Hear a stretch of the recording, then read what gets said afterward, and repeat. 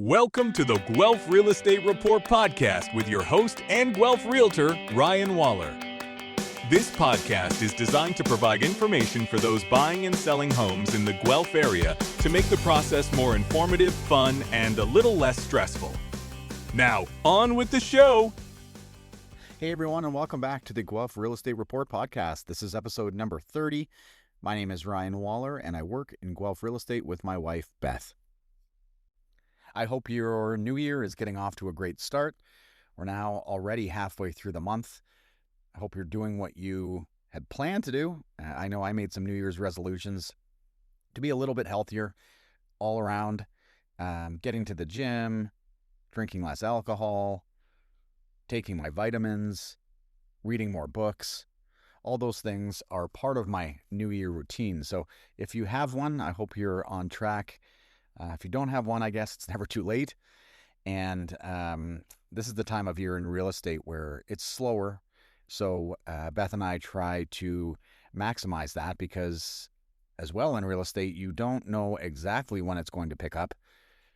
But after all these years now, we've sort of figured out that January is a little slower. It starts to pick up in February. And by March, you're full tilt back into it. This is my 8th year in Guelph real estate and probably the 8th different year that I've seen. 2026 is already starting off unlike others that I have seen. And we're going to talk a little bit about that today and what it may mean for the rest of the month, but also maybe over the next month based on what we're starting to see in the early days of 2026. And I will start off prefacing that January is slow. If you have an average of 5 houses that sell every day over a full year period, January, February, July, August, November, December are usually below. And it's usually the spring months and a blip in September and October that make up the over average months. So you would expect, and my historical data tells me, that in January, we don't get 5 sales per day, but we get closer to 3. And in fact, over the past 5 or 6 years, I think it's 6 that I have been tracking this, it's been around 3 per day. But let me tell you that January 2026 is nowhere near that. In fact, January 2026, 2 weeks in, is the slowest month that I have recorded by far. By far. So far, in January 2026, we have 17 sales in 15 days. That's just over 1 per day. It's been a really interesting time for sure. Where are the buyers? What are they doing? And what are sellers doing? Are they panicking? Are they just chalking it up to be a typical January and that it's going to be slower and things will get better?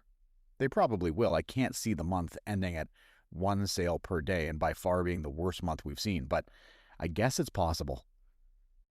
I can tell you from our own listings that we are getting showings. There aren't many, but we are getting showings and buyers are coming through. They're just not doing anything. They'll look at our house. They'll look at some other listings. They'll think about it. And in most cases we've seen, they just don't do anything. They maybe are too nervous to get into the market. Maybe, and as often happens with news events, maybe they're nervous about the Canadian economy.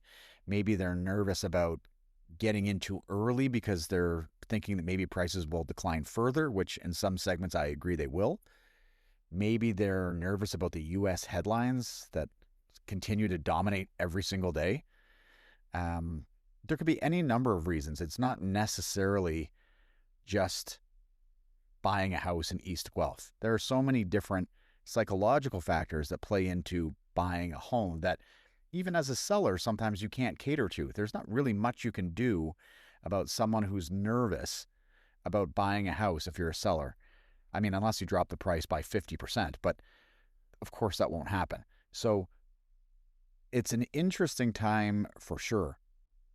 One of the things that I expected to happen was that we would get a number of cancellations in December, which we did, and we would also get a lot of naturally expiring contracts on December 31st. And that's just a formality. Usually they're just renewed in early January, but it doesn't really appear to be the case at all. In early December, so 6 weeks ago, there were 193 detached on the market, and here we are now mid-January, and we're at 175. So actually a net decline versus early December. And there were 233 condos on the market in mid-December, and we are now at 201.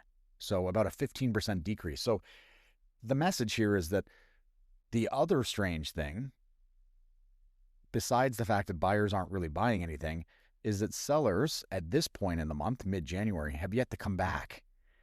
And their houses aren't listed. And we aren't even at levels now that we saw in early to mid-December. So very weird things going on, I think, in the market right now. And there's a lot of hesitation on both sides, both buyers and sellers. The question is really, I guess, are those sellers going to just give up? Are they now deciding that because they couldn't sell it for the price they wanted or the terms they wanted in December, or that their contract expired at the end of December, that they're just going to pause on it or maybe not do anything? Maybe just not move. There's probably a portion of those, but I suspect that most people who went through the effort of getting their house ready probably want to sell it. So they're going to come back. The question is when. And we have suggested to our clients that if you're going to get out there and list your house, you probably want to beat what people would normally perceive to be the spring market. Because if everybody comes on the market at spring market and we continue at this level of very low buyer levels, it's going to mean a glut in inventory, and it's going to mean lower prices because buyers will have so much choice, more choice than they have now, and they're negotiating hard now. Okay, so let's get into some specifics. As I mentioned, there were 17 sales so far in the first half of January, which seems super low to me, but those are the facts, folks. 17 sales, and 9 of them are in the freehold segment. So we have a low of 590,000 detached on Delhi Street in General Hospital, and we have a high of 1,140,000 on Laughlin Lane. That is in Pine Ridge. So overall, the average is 757,000. This is back where we saw it in early December. At the end of December, it bumped up to 828. Earlier in 2025, it was close to 900,000. So we've made a big move downwards. Of course, an average is just a mix. It doesn't mean that every house price is now declining. It just means that the overall mix is changing. And, we're now selling houses in General Hospital for under 600,000. There's only $1 million house so far.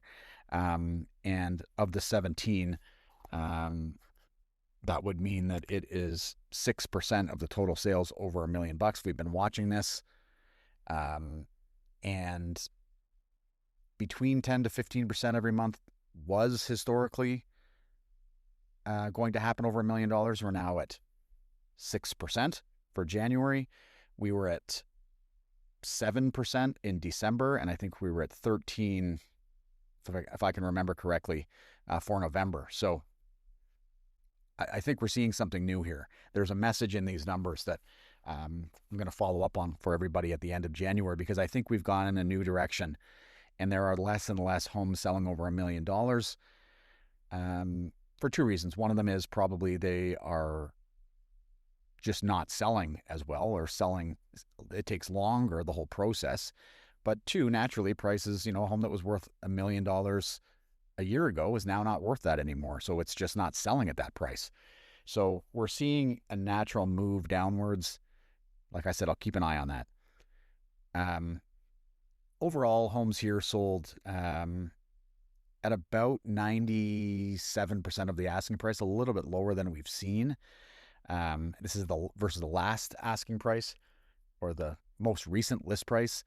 It usually was in the high 97, so we've seen a little bit of a move down here. Nothing here sold at the asking or above. Everything was between 92 and 98% of the asking price. So there is some negotiation happening, really, is the message. With this few sales, there are some sellers that must sell. If you can imagine, there are some people that are in a position where, for whatever reason, they've already bought another house, they want to move to another country, they have the bank coming after them, any number of reasons why someone may need to sell a house, but that's never disclosed. So you may happen to stumble upon somebody who needs to negotiate a little more than someone else. And, we do have a low here where somebody sold at 92.6% of the asking price for whatever reason.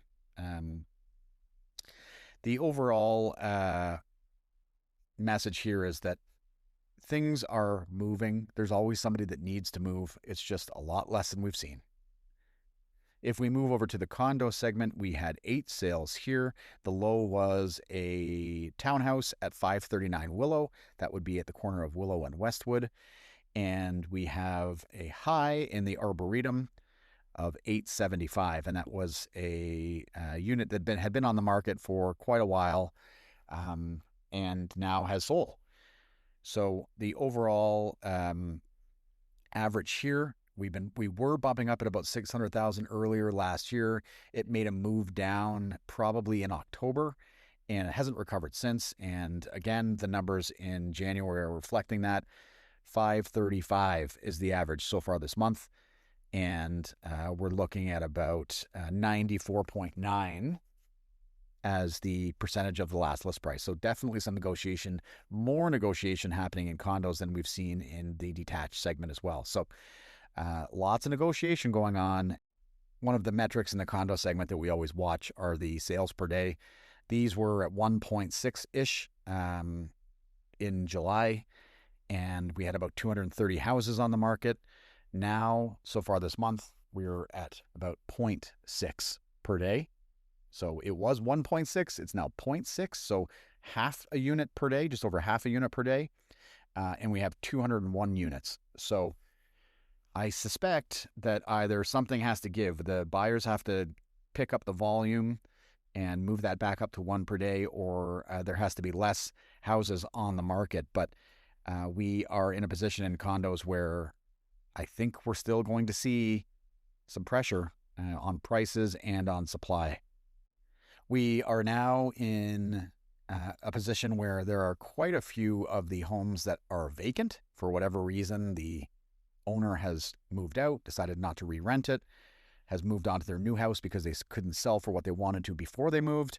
But we are looking at about 42% of condos on the market today are listed as vacant, and 39% of detached homes are listed as vacant.